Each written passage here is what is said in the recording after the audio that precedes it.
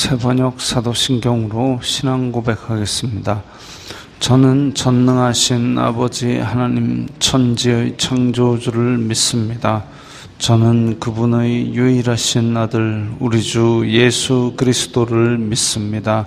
그분은 성령으로 잉태되어 동정녀 마리아에게서 나시고 본디오 빌라도에게 고난을 받아 십자가에 못 박혀 죽으시고 장사된 지 사흘 만에 죽은 자 가운데서 다시 살아나셨으며 하늘에 오르시어 전능하신 아버지 하나님 우편에 앉아 계시다가 거기로부터 살아있는 자와 죽은 자를 심판하러 오십니다.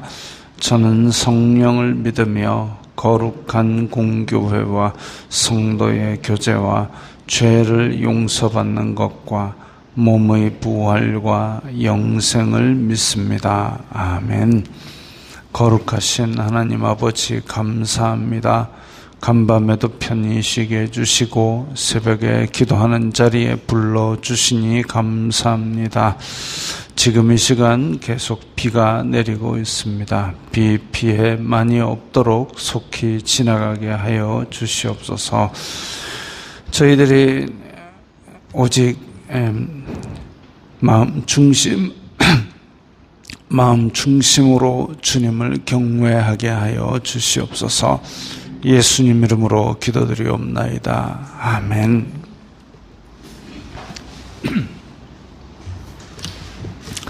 찬송가 515장입니다.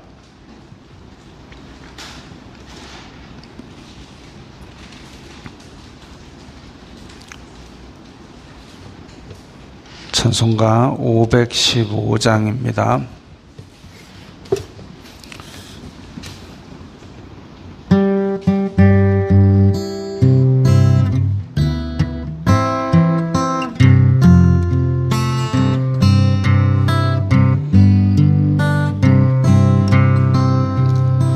눈을 들어 하늘 보라. 어지러운 세상 중에 곳곳마다 산연 탄식 소리 들려온다. 빛을 잃은 많은 사람 길을 잃고 헤매이며 탕자처럼 기진한 믿는 자여 어이할꼬. 눈을 들어 하늘 보라. 어두워진 세상 중에 외치는 자 많건만 생명수는 말라서라. 죄를 대속하신 주님 선한 일꾼 찾으시나. 대답하리 어디 있나. 믿는 자여 어이할꼬. 눈을 들어 하늘 보라. 살아계신 주 하나님 약한 자를 부르시 하늘 뜻을 전하셨다. 생명수는 홀로 예수 처음이요 나중이라. 주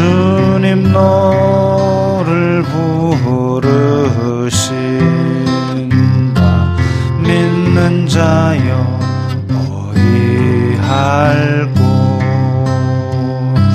눈을 들어 하늘 보라 다시 사신 그리스도 만 백성을 사랑하사 오래 참고 기다리네 인내하신 우리 구주 의의 심판하시는 날 곧 가까이 임하는데 믿는 자여 어이할꼬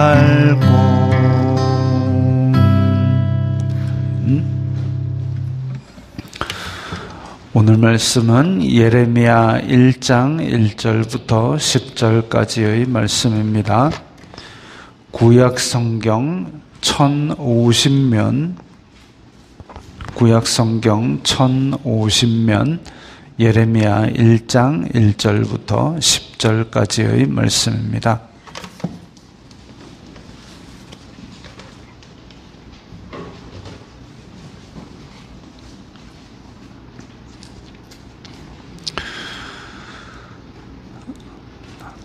함께 읽겠습니다. 베냐민 땅 아나돗의 제사장들 중 힐기야의 아들 예레미야의 말이라.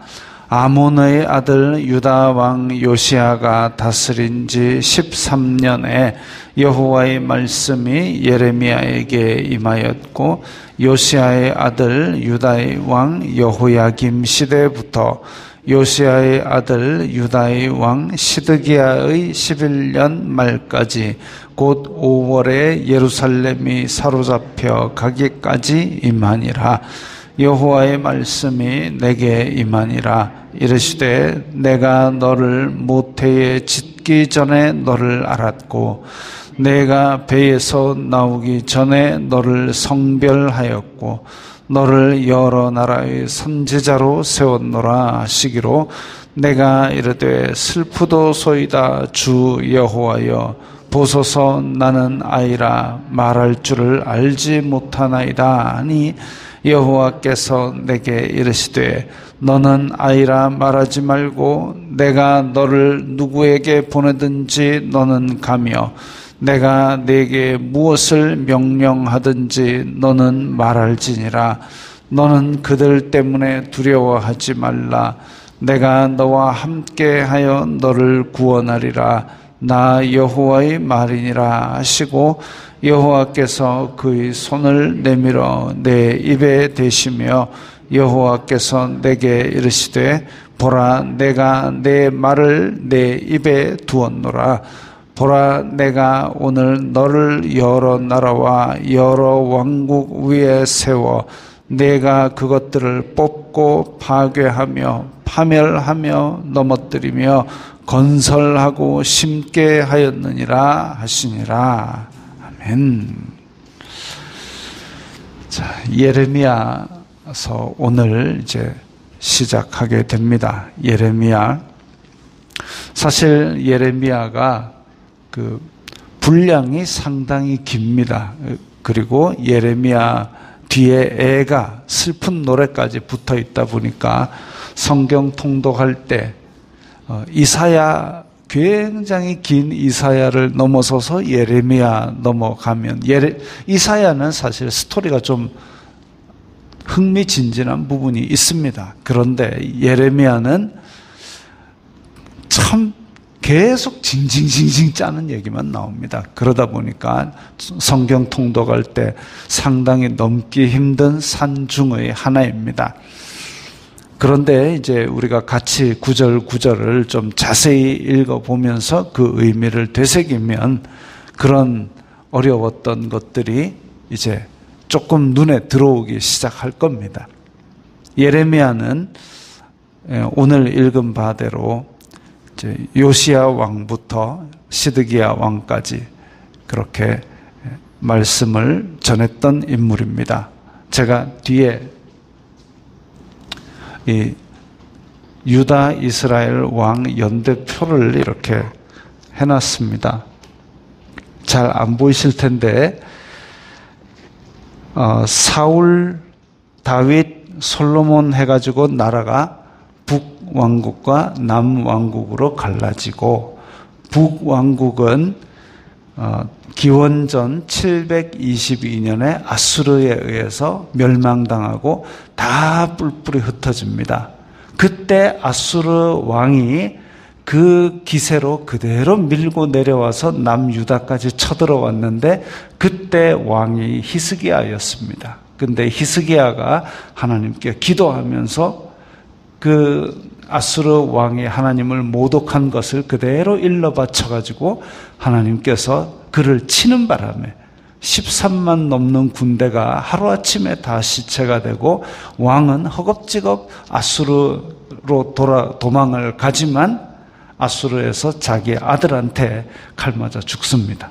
그래서 아수르가 역사 속으로 서서히 사라지고, 그때 일어난 바벨론이 또 강대국으로 되는데, 그럼에도 불구하고 북이스라엘을 망하는 걸 봤음에도 불구하고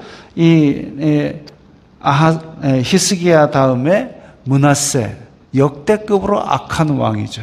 므낫세, 아몬, 그리고 아몬까지는 악한 왕이었는데 하나님께서 그야말로 기적적으로 어찌 이런 아들을 주셨나 싶은 왕이 요시야입니다.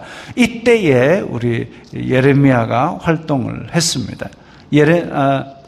요시야 왕은 8살 때 왕위에 올라서, 그리고 이제 종교 개혁을 단행합니다. 그때까지 우상을 많이 섬기던, 그리고 그때 므낫세와 이런 악한 왕들이 했던 하나님의 전에 대한 소홀함, 그런 것도 다, 그러니까 우상을 걷어내고 하나님의 성전을 좀 수리를 하고 이렇게 하나님의 신앙으로 다시 돌아오려고 했습니다마는, 그럼에도 불구하고 뒤에 여호아하스, 여호야김, 시드기야까지 나라 엉망진창으로 만들고 결국은 바벨론에 의해서 기원전 586년에 멸망을 합니다. 다 잡혀가고 1차, 2차, 3차에 걸쳐서 이 바벨론이 쳐들어와서 그렇게 함에도 불구하고, 아니 제정신이 있는 사람들 같으면 북이스라엘 멸망하고 나서 바벨론이 쳐들어왔을 때에 다시 하나님께 넙죽 엎드려야 되는데, 한 번에 와가지고 싹 밀어버린 게 아니라 1차 쳐들어오고 정신 못 차리니까 2차 쳐들어오고 3차에 걸쳐서 그렇게 쳐들어왔는데도 불구하고 하나님께 아뢰지 않고 그대로 멸망의 길을 걷습니다. 그게 시드기야 왕 11년, 아까 읽은 3절에 시드기야 왕 11년 말까지 이렇게 되어 있습니다. 그래서 그때 이제 완전히 성전도 파괴되고 사람들이 다 그야말로 걷지 못하는 사람들, 그 다음에 병약한 사람들 말고는 전부 다 잡아가지고 바벨론으로 포로로 잡혀가게 됩니다. 그래서 이 예레미야는 유다 왕국이 망해가는, 종교개혁을 일으켜가지고 하나님 신앙으로 다시 돌아오려고 하는 그때부터 그 다음에 점점점 망해갈 때까지 예레미야가 백성들한테 제발 하나님께로 돌아와라, 너희들의 패악을 버려라, 탐욕을 버리고 악독을 버리고 하나님께로 돌아와라, 하나님께서는 너희들을 돌보실 것이다 라고 징징징 짜는데도 사람들이 말을 안 듣고 니만 잘났나 하고 때리고, 그 다음에 심지어는 마른 우물에 넣어서 가두기도 하고, 그 고생을 하면서도 예레미야는 계속 하나님의 말씀을 외칩니다. 참 순수하고도 또 안타까운 마음을 가진 선지자죠. 그러다 보니까 나라 망할 때까지 징징징 해서 우리는 예레미야를 눈물의 선지자다라고 부를 정도로 그렇게 웁니다. 예레미야를 기록한 사람은 예레미야의 서기 바룩이라는 사람입니다. 그래서 바룩이 대부분을 기록하였고, 또 구약 성경은 하나님께 말씀을 들은 부분, 여호와께서 이렇게 말씀하시니라라고 그 이후 부분은 이제 운문, 시로 그렇게 쓰여 있습니다. 이사야, 예레미야, 에스겔, 다니엘 다 신탁을 하나님께서 말씀하신 부분은 운문으로 기록이 되어 있고, 그리고 스토리 부분은 다 줄글, 산문으로 기록이 되어 있습니다. 그래서 운문과 산문이 섞여 있는데 우리 성경에서는 그런 표시가 별로 안 나지요. 그래서 그런 부분들을 좀 의식하면서 읽을 수 있으면 좋겠습니다. 이 이스라엘 나라가 멸망해 나갈 때 회개와 순종을 촉구하고 있는데, 그러지 않으면 이제 점점 갈수록 그러지 않으면 나라 망한다라고 외치니까, 사실 이스라엘 자손들은 자기네들이 택한 백성인데, 야, 네가 뭔데 하나님의 택한 백성인 우리 보고 망한다 하느냐 하고 굉장히 싫어하고 미워하고 그럽니다. 그러면서도 죄는 여전히 짓고 있죠. 죄를 짓지를 말든지 자기네들의 택한 백성이라고 교만하지를 말든지 해야 되는데, 교만한 가운데 택한 백성이라고 나는 절대 안 망한다 이렇게 폼 잡고 있으니까 망하는 겁니다. 그래서 결국은 점점 망조가 되니까 예레미야가 외칩니다. 하나님께서 너희들을 심판하셔서 완전히 멸망당하고 전부 다 포로로 잡아 가실 것이다. 그러니까 바벨론에게 애써 맞서 싸우지 말고 항복하고 포로로 잡혀가라. 그것이 너희들이 목숨을 구제할 길이고, 포로로 잡혀가서 하나님의 언약을 간구하고 자비를 간구하여라. 그러면 하나님께서 다시 회복시켜 주실 것이다. 그게 예레미야서의 메시지입니다. 회개해라. 멸망한다. 나중에 그러면 언약을 아브라함, 이삭, 야곱에게 주신 언약, 그리고 다윗에게 주신 언약으로 말미암아 하나님께서 우리에게 긍휼을 베풀어 주실 것이다. 그리고 아수르가 강해서, 이집트가 강해서, 바벨론이 강해서 하나님의 손을 벗어난 게 아니라 그들도 다 하나님의 섭리대로 움직인다. 그러니까 이제 우리는 그 언약을 기억하고 하나님의 자비에 의지를 하자. 그 얘기가 계속 이어집니다. 한편으로 참 이스라엘 민족을 뜨겁게 사랑하는 마음을 가지고 있고, 그것 때문에 아프고 슬픈 그런 메시지가 있지만, 한편으로는 오늘날에 이르는 예수 그리스도로 말미암는 언약과 구원에 대한 메시지까지 같이 있는 그 기록이 예레미야입니다. 오늘 본문에서는 예레미야를 부르시는 부분인데, 5절에 보면 모태에 짓기 전에 너를 알았고 성별하였고 세웠다. 알았고 성별하였고 세웠다. 하나님께서는 우리를 이미 우리가 이 세상에 나오기 전에 택하시고 부르셨다고 신약 성경에도 일관되게 기록하고 계십니다. 하나님께서 이미 택하고 부르신 그런 백성들. 그래서 우리는 이것을 하나님의 은혜로 알고, 하나님께서 택하시고 택하신 백성을 부르시고, 그리고 또 한 단계 더 있는데 우리를 거룩하게 하시고 영화롭게 하신다고 하셨습니다.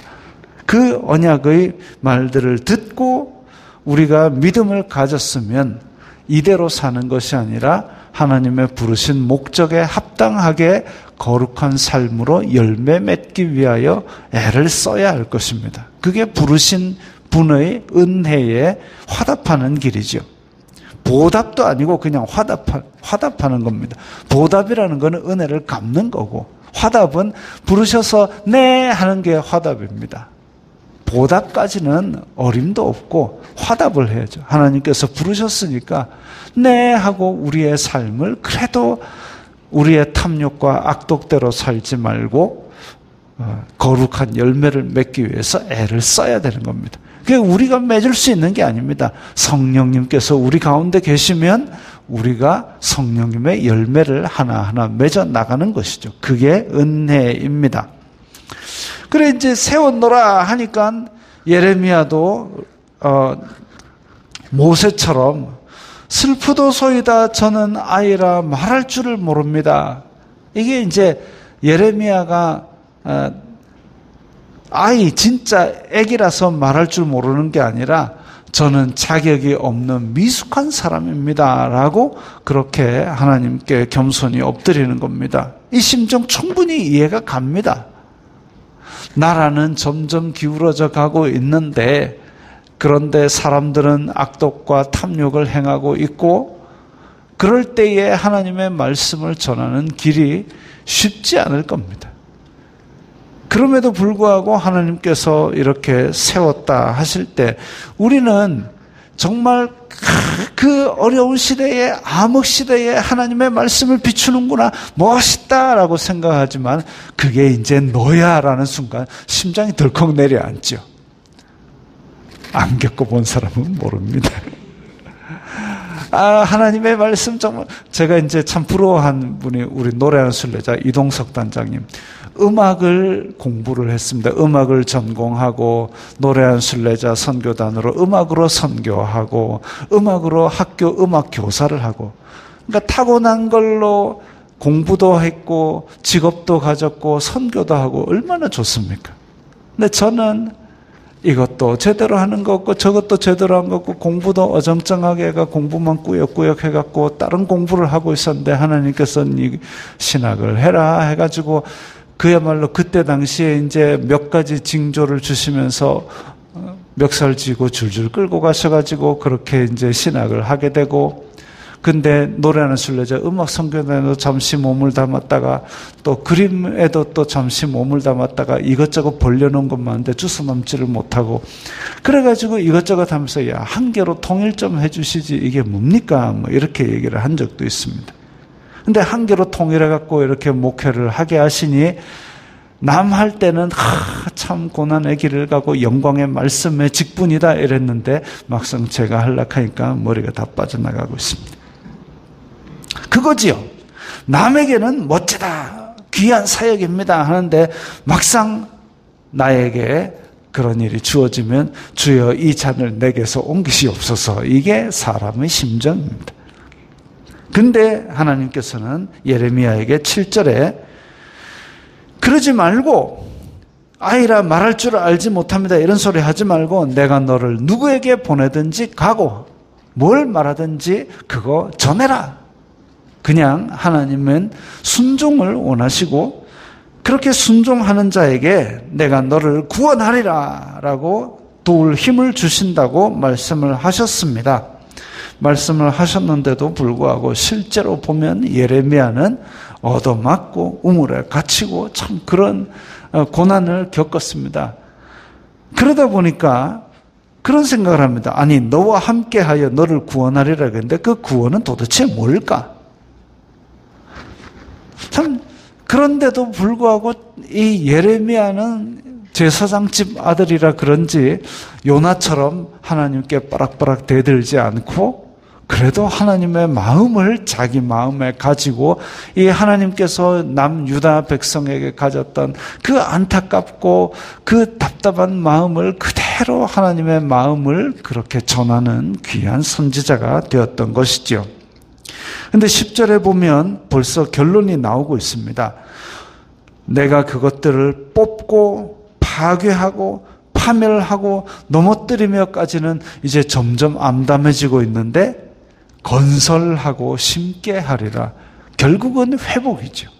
하나님께서 새 언약을 주시고 새 왕국으로 그렇게 건설하고 심는 것으로서 하나님의 언약을 완전히 이루실 것을 말씀하고 있습니다. 그래서 오늘날도 이 말씀은 유효합니다. 저희들에게도 분명히 하나님께서 나기 전부터 부르시고 택하시고 그리고 거룩하게 하시고 우리에게 각각 오늘의 사명을 주실 것입니다. 그 사명에 순종하면서 하나님의 거룩한 백성으로 또 성령의 열매를 맺으며 우리의 입술에 예수 그리스도의 복음을 들고 전진해야 할 것이고, 또한 우리에게 주어지는 새 언약으로 하나님의 나라를 이루시고 또 하나님의 나라를 전하게 하시는 그 사명을 감당해야 할 것입니다. 기도하겠습니다.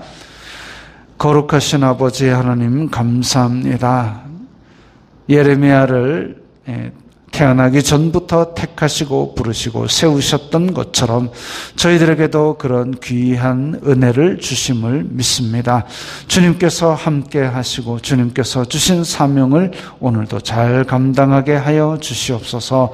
예수님 이름으로 기도드리옵나이다. 아멘.